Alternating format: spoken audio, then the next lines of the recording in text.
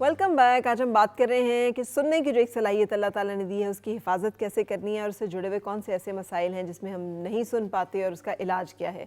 मेरे साथ मौजूद हैं डॉक्टर असदुल्ला ENT स्पेशलिस्ट हैं, मेरे साथ मौजूद हैं आमिर रियाज ऑडियोलॉजिस्ट हैं, और doctor Syed Asad Ali family consultant हैं, और ज़ाहिर है बहुत ग्रास रूट लेवल पे पेशेंट्स को और लोगों को देखते हैं, तो इसी हवाले से इन्फॉर्मेशन शेयर कर रहे हैं। अच्छा डॉक्टर साहब, ब्रेक पे जाने से पहले मैंने आपसे पूछा था कि दायमी नज़ला जिसे कहते हैं या जिसे आप पोस्ट नेज़ल ड्रिपिंग्स भी कहते हैं, इसका क्या इलाज है? और ये जो नज़ला जम गया है जी, इस तरह के बहुत सारे मसले जो हैं वो चल रहे होते हैं जिसके लिए लोग फिर हकीम को या और शोबों को कंसल्ट कर रहे होते हैं। अच्छा मैम, ये जो पोस्ट नेज़ल ड्रिप है जिसको आप दायमी नज़ला भी आम लोग कहते हैं, असल में दायमी नज़ला कुछ भी नहीं है। नज़ले की जो रीज़न है, अगर तो वो एलर्जी है और वो कुछ एंटी एलर्जिक नहीं ले रहा, या सपोज़ वो जो जिस चीज़ से उसको एलर्जी है उससे अवॉइड नहीं कर रहा, तो वो दायमी रहेगा। जब तक वो इसका इलाज नहीं करेगा तो वो दायमी रहेगा। तो इसलिए बेहतर ये है कि सबसे पहले आप एंटी एलर्जिक शुरू करें, वो भी डॉक्टर को दिखा के, ताकि आपको अकॉर्डिंगली वो दे। एंटी एलर्जिक हम देते हैं कम से कम 4 to 6 वीक्स के लिए इनिशियली, ठीक है, ताकि हम चेक करें कि वो आया उसको रिस्पॉन्ड कर रहा है कि नहीं। और साथ में अगर उसको कोई सर्जिकल इशू भी है, जिस तरह मैंने बताया कि नाक की हड्डी का टेढ़ा होना, नाक में गुदूद बढ़ जाना, उसको भी हमें फिर साथ में ट्रीट करना पड़ेगा। मेडिकली और सर्जिकली जब हम पेशेंट को ट्रीट करेंगे तभी उसका जो दायमी नज़ला है वो ख़त्म होगा। हकीम के पास जाने से कुछ भी नहीं होगा, वो उसको स्टीरॉइड्स देगा, वक्ती तौर पे आराम आ जाएगा, जैसे स्टीरॉइड ख़त्म हो जाएंगे दोबारा से वो मसला शुरू हो जाएगा। और स्टीरॉइड्स के बाकी के इफेक्ट्स जो पूरी आपकी बॉडी के ऊपर इफेक्ट्स हैं वो अलग है कि आपके गुर्दे और आपकी बाकी, अगर आपको इनटेक है स्टीरॉइड का लॉन्ग टर्म या ज़्यादा डोज में, तो फिर आपके गुर्दे भी उससे जो है बिल्कुल। और डायबिटिक्स को हम दे भी नहीं सकते स्टीरॉइड्स, क्योंकि वो टॉलरेट नहीं कर सकते, उनका ब्लड शुगर लेवल अनकंट्रोल हो जाता है। तो ऐसे पेशेंट्स को फिर क्या करेंगे, उसको तो स्टीरॉइड्स हम दे ही नहीं सकते। इसलिए हकीम के पास जो प्रॉपर हिकमत जिसके पास हो उसके पास बेशक चले जाएं, लेकिन बेहतर ये है कि आप हर शोबे के स्पेसिफिक डॉक्टर को चेक कराएं। बिल्कुल सही। अच्छा आमिर, जैसे आप बता रहे थे मुख्तलिफ किस्म के हेयरिंग एड होते हैं, यानी आप उसमें चेक करते हैं कि इन्हें लो फ्रीक्वेंसी सुनाई नहीं दे रही, इनको पिच में मसला है, बारीक आवाज़ें सुनाई नहीं दे रही, या है ना, ये सारी चीज़ें चेक होती हैं। उसके मुताबिक फिर वो डिवाइस जो है वो बनती है। हमारे यहाँ पे बनने वाली डिवाइस और जो बाकी मुल्कों में जो डिवाइसेस अवेलेबल हैं उनमें क्या फ़र्क होता है? मैडम हर मतलब मुल्क है, वो मुल्क के हिसाब से बनता है। मतलब पाकिस्तान में बनती हैं लेकिन बाहर से ही आती हैं, जाहिर सी बात है, यहाँ तो ओवरऑल चीज़ें नहीं, यानी ये इसका जो सारी बॉडी और सब चीज़ें जो हैं बाहर से ही बनती हैं। जैसे कि ये इनविजिबल में यहाँ हम शेल बनाते हैं इसका, ठीक है, और फिर आगे इस हेयरिंग एड के आगे एक मोल्ड लगता है, सिर्फ मोल्ड यहाँ बनाया जाता है, ठीक है। जैसे कि ये मोल्ड है, ये पेशेंट्स का इंप्रेशन जैसे मैंने बताया जी, ठीक है, कि ये इंप्रेशन के हिसाब से फिर ये मोल्ड आया, ये लगता है, फिर यहाँ इसके पेशेंट्स का सेल डालता है, तो फिर ये मोल्ड। लेकिन जो आप चेक करते हैं, एक मुझे नहीं सुनाई देता, मुझे बेल की आवाज़ नहीं सुनाई देती, लेकिन मैं आपकी आवाज़ अच्छी तरह से सुन लेती हूँ, मुझे दूर से आने वाली आवाज़ सुनाई नहीं दे रही, नज़दीक वाली मैं सुन लेती हूँ, तो फिर हर पेशेंट के अकॉर्डिंगली ये चेंज होगा। जी बिल्कुल मैडम। तो वो चेंज है वो हम यहाँ पर लोकली कंप्यूटर के ऊपर ये सारी चीज़ें इसमें कर लेते हैं। इसमें मैडम 4 कैटेगरीज के हेयरिंग एड्स होते हैं। कुछ होते हैं चाइनीज़ हेयरिंग एड, कुछ एनालॉग होते हैं, कुछ डिजिटल होते हैं। आजकल जो हेयरिंग एड्स ज़्यादा अच्छे चल रहे हैं वो विद ब्लूटूथ हेयरिंग एड्स चल रहे हैं, कंप्यूटराइज उनको कहते हैं, ठीक है। तो उसमें पेशेंट्स को आवाज़ भी सुन सकता है, जैसे एयरपोर्ट्स यूज़ होते हैं उसमें कॉल्स भी सुन सकता है। पेशेंट्स पे ये भी होता था कि वो मिसाल के तौर पर हेयरिंग एड लगाया है, वो कॉल नहीं सुन पाता था, उसमें अब ये पेशेंट्स कॉल भी पिक कर लेता है, कॉल जवाब भी दे देता है, ठीक है। इसमें ये आगे तो वो ये लेटेस्ट अब एक चीज़ है जी, ये लेटेस्ट। और आजकल तो हर बंदे ने भाई ये लगाए होते हैं, भले उसे सुनाई दे रहा है या नहीं दे रहा, एयरपॉड्स लगाना जो है तो वैसे ही ट्रेंडिंग है, फैशनेबल एक चीज़ है, तो इसका मतलब है आप उसी को कन्वर्ट कर सकते हैं हेयरिंग एड में। अंदर एक प्रोग्राम होता है वो विद ब्लूटूथ आता है, तो कंप्यूटराइज हेयरिंग एड्स होते हैं। उसको पहले जो ऑडियोमेट्री हमारा ग्राफ होता है पेशेंट्स का, उस पर डिपेंड होता है, फिर उसको ग्राफ को हम कंप्यूटर पे एडजस्ट करके फिर उसके हिसाब से उसकी प्रोग्रामिंग की जाती है। उन्हीं एयरपैड्स में हम उसी एयरपॉड्स में हम चेंज कर देंगे, ठीक है। तो उसके लिए हमें अलग से हेयरिंग एड लगाने की जरूरत नहीं है, उसी के अंदर आप कॉल भी सुन सकेंगे, उसी के अंदर आप अदरवाइज भी लोगों से कम्युनिकेशन और बातें जिनका लॉस है, जिनका लॉस है, जिनका लॉस ऑफ कोर्स, जिनका लॉस है, जिनका लॉस नहीं है वो वैसे ही सिर्फ कॉलेज सुनने के लिए फैशन के तौर पे लगा सकते हैं। अच्छा डॉक्टर साहब, एक और बड़ी ख़तरनाक इन्फेक्शन है जिसे इंटरनल ईयर इन्फेक्शन कहते हैं, जो कि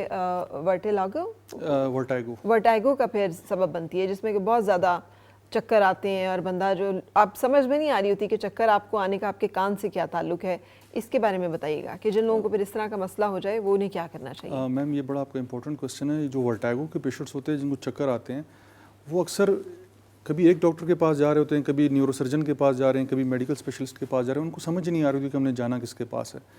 اس کا جو مین جو ہم ٹریٹ کرتے ہیں وہ ای این ٹی والے ہی ٹریٹ کرتے ہیں. ہمارا جو انر ایئر ہے, ہمارے کان کے 3 پارٹس ہیں, ایک ایکسٹرنل ایئر ہے, ایک مڈل ایئر ہے, ایک انٹرنل ایئر ہے. جو ہمارا انر ایئر ہے اس کے 2 کام ہیں, ایک اس کا بیلنس کے ساتھ ہے, ایک اس کا ہیئرنگ کے ساتھ ہے. ہمارے جو انر ایئر ہے اس کے اندر چھوٹی چھوٹی 3 ٹیوبز ہوتی ہیں جو کہ جس ڈائریکشن میں آپ جاتے ہیں اس کے اندر فلوئڈ جو ہے موو کرتا ہے. اکثر اس طرح ہوتا ہے کہ جو آپ کے سیمی سرکولر کینالز ہوتے ہیں اس کے اندر چھوٹے چھوٹے پارٹیکلز, کیلشیم کے پارٹیکلز ہیں, وہ آ جاتے ہیں.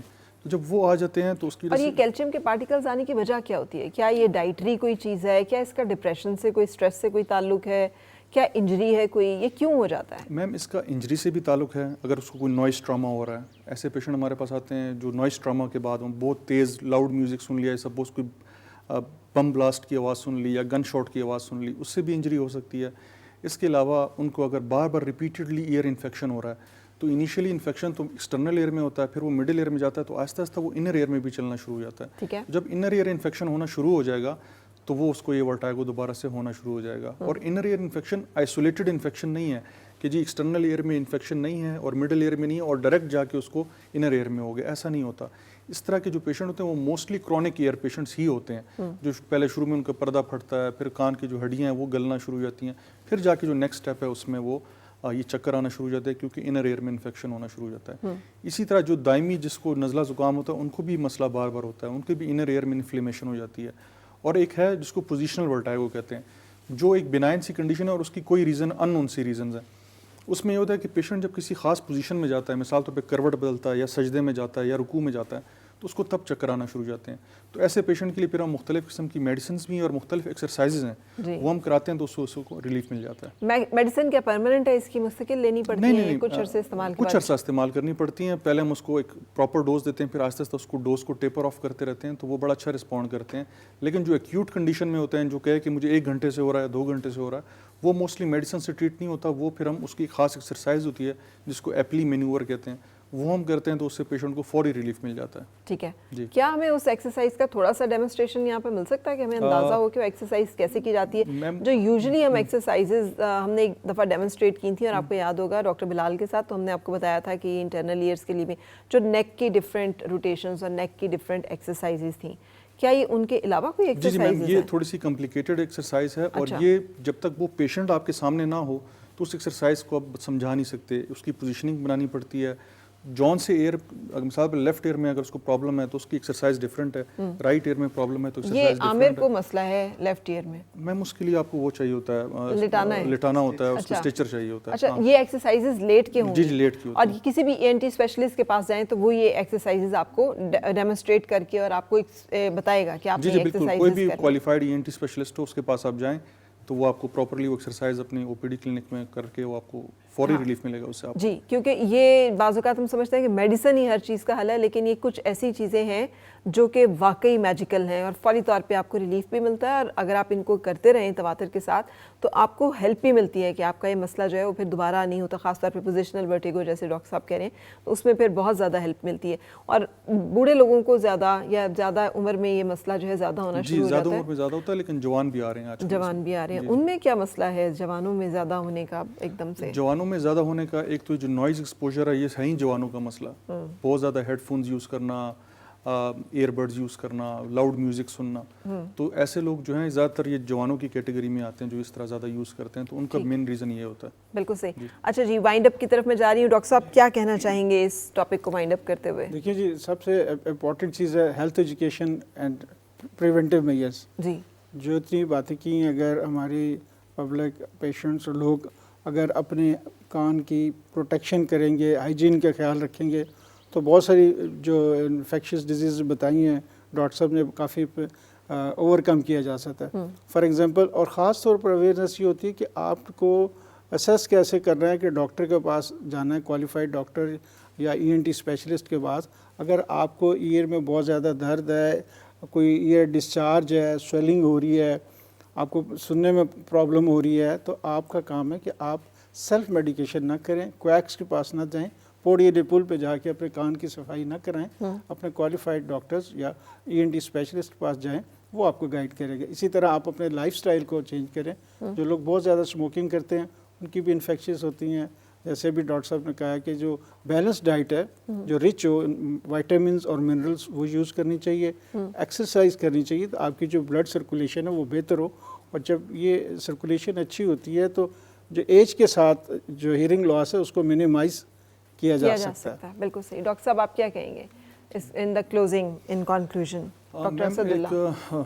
मैं इनकी बातों को एक तो सेकेंड करते हुए एक बात करना चाहूँगा कि लोगों को जो अपनी विजन लॉस है वो बहुत बड़ा प्रॉब्लम लगता है as compare to hearing loss.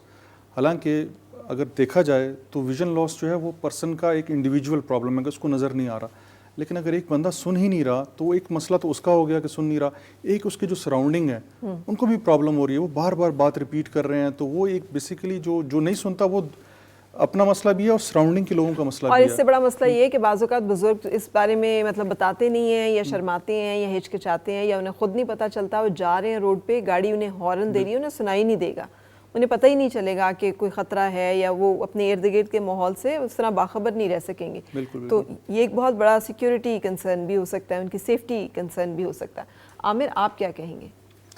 मैं मैडम इस बारे में ये कहूँगा कि पहले बचपन ही से बच्चों को देखा जाए कि हियरिंग अगर उनकी वीक है तो उस पर ख्याल करें, क्योंकि बच्चा जो सुन नहीं सकता वो बड़ा होकर बोल भी नहीं सकता। जैसे अक्सर पेशेंट्स स्टैमर भी करते हैं, बस ये बोल भी नहीं पाते, तो असेस कर लें। बेहतर ही है कि सिंपली ऑडियोमेट्री टेस्ट होता है, और भी मुख्तलिफ टेस्ट होते हैं हियरिंग के, लेकिन बेसिक टेस्ट हमारा ऑडियोमेट्री होता है, उस पर वो डिपेंड करते हैं फिर ENT स्पेशलिस्ट। बिल्कुल सही। बहुत बहुत शुक्रिया आप सबका तशरीफ़ लाने का और इस अहम मसले से मुतालिक मालूमात शेयर करने का। ये एक ऐसा मसला है जिसके बारे में साइंस एंड टेक्नोलॉजी की एडवांसमेंट ने बड़ा हेल्प एंड रिलीफ पैदा कर दिया है। सो अगर खुदा न खास्ता आपके इर्द गिर्द कोई ऐसा बच्चा है जो इस एज में है, छोटा है, लेकिन वो अभी आपको लगता है सुन नहीं सकता, तो इन डिवाइसेस की मदद से वो बोल सकेगा टाइमली, इफ़ेक्टिवली, अगर उसे सही वक्त पे ये डिवाइसेस लग जाएंगी। और बुज़ुर्गों में भी इसकी अहमियत को नज़रअंदाज ना करें। शुक्र है अल्लाह का कि उसने हमें जो है 6 हिस्सों से नवाजा है, और उन 6 हिस्सों को कायम रखना और उनकी हिफाजत करना जो है, ये उसका शुक्र अदा करना ये बहुत ज़रूरी है हम सब के लिए। सो अपना बहुत ख्याल रखिएगा। इंशाल्लाह आपसे मुलाकात होगी कल फिर। उस वक्त तक के लिए अल्लाह हाफ़िज़।